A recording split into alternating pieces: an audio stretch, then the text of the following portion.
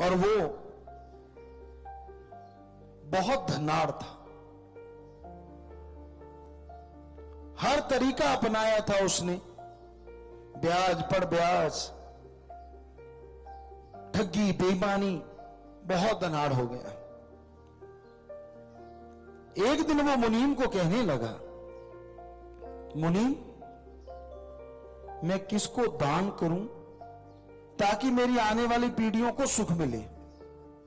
ये तो आप भी जानते हैं, कईयों के बाप दादा बुजुर्ग महा अमीर थे और आज उनके बच्चे गरीब हैं।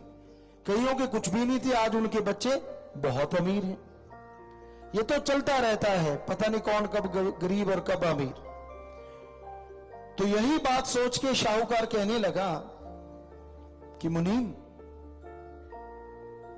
मैं किसको दान करूं और कितना दान करूं?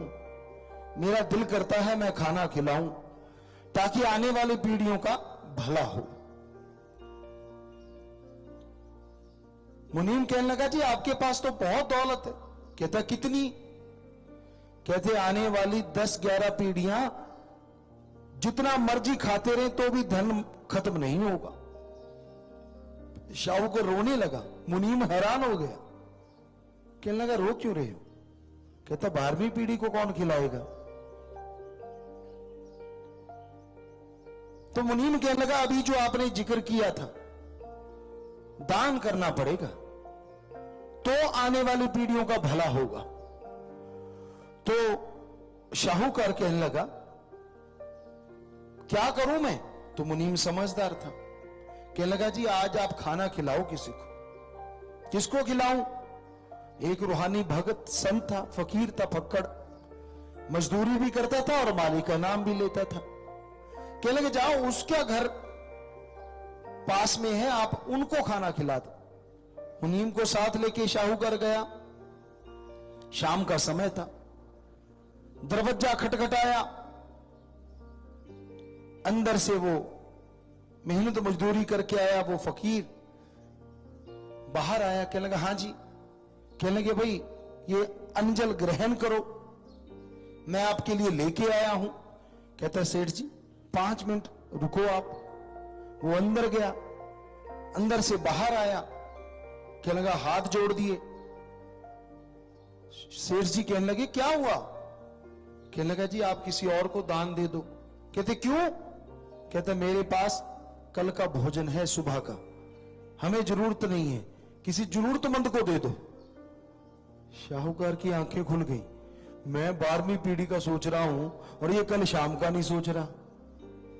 ये कह रहा है मेरे पास आज का और सुबह का है। मैं तो कहने का मतलब, जो अरबों खरबों होती है, क्या वो सोने के बिस्कुट खाते हैं? कई बार खबर आती है, बच्चे हमें दिखाते, बेटियां कई बार दिखा देती हैं, सोने की टॉयलेट दे दीजिए अपनी बेटी को, तो क्या उसमें हीरे हागेगी का? वो है तो वही सामान, सोने में भी, और 2 ईंटें रख के भी काम चल जाता था। राजस्थान में चलाते थे लोग, खड्डा खोदा, 2 ईंटें रखी, हो गया काम, ऊपर मिट्टी डाली, खत्म।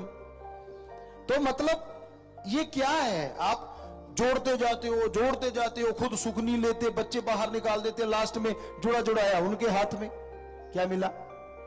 सारी उम्र कोलू का बैल बन के ले तेरे की दे तेरे की, और लास्ट में बच्चे कहते हैं आपको तो अकल ही नहीं है, सारा धन पे कब्जा कर लेते हैं और आप ठन गोपाल घूमते रहो। तो कहने का मतलब, हम ये नहीं कहते कि बच्चों के लिए बनाओ ना, 100 में से 25%, 50% बच्चों के लिए रखो, 50 अपने लिए रखो, परमार्थ करो, दुनिया का भला करो, ताकि आपकी आत्मा का भी भला हो और आपकी आने वाली औलाद का भी भला हो।